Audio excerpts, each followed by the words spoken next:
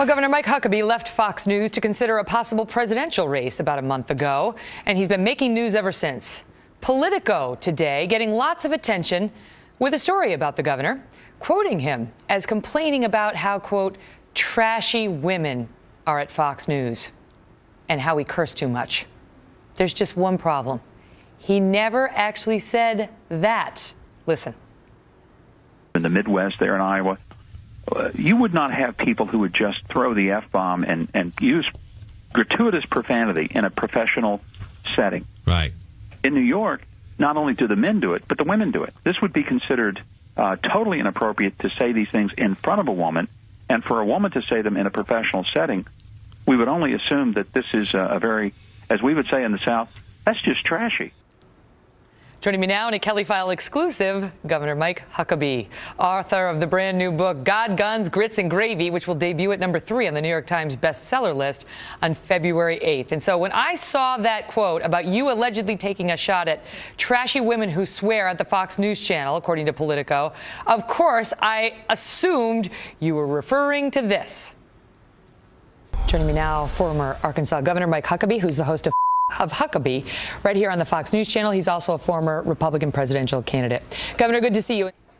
So, as it turns out, you were not.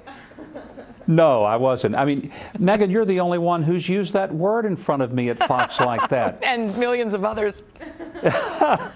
You know, here's the interesting thing. This book has validated everything that I intended it to validate, and the reaction to it from some of the elites.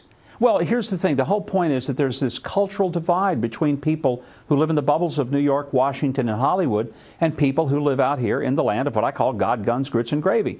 So I write a chapter called The Culture of Crude. It's not directed to any particular person, but to the general culture and how different it is. And the conversation that you played was an interview talking about it. Most of these people who criticize or who talk have never read it. And I never said anything about the women of Fox News, who are, by the way, lovely and delightful. Not everything trashy. I've said about everything I've said about Fox News in that book, and there's several things I say in the book about Fox, and they're all lovely. So here's the point. As many people hate the message of this book as hate Fox News. And Fox News speaks to the people and speaks for the people out here in the land of God, Guns, Grits, and Gravy. And I'm convinced, Megan, one of the reasons that there's so much venom pointed toward Fox is because Fox is the voice of and for a lot of the people out here in flyover country. Well, it was interesting because you said you spoke of your disdain for women and men, for that matter, but you singled out women eventually for swearing in the workplace. You talked about your time in New York, your 6.5 years in New York, and then so Politico ran with that headline saying you were calling the women at Fox News trashy, which was an assumption they made. But then they later clarified it and corrected it to it doesn't say women at Fox News, it says women in New York now if you go to that website. So is that an honest mistake? No, it was not an honest mistake. It was an utterly fabricated lie on the part of the writer at Politico.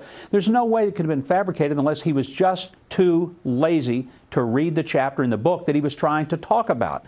And clearly he had not read it, because if he had read it, he knew there was no way he could have drawn that conclusion. Let me give compliments to folks like the Daily Caller, who themselves did go read the chapter and called out Politico. Thus, they had to go back and correct their story, change their headline, and realize they had really messed up. Do you think they saw an opportunity here? Because they want, some want to, not only would they love to take shots at Fox News and the ladies, but they want to paint you as sort of this anachronistic, yesteryear, culturally irrelevant guy. And so this is an opportunity to highlight you, making a distinction between the women and the men, and we'll get to that in a minute.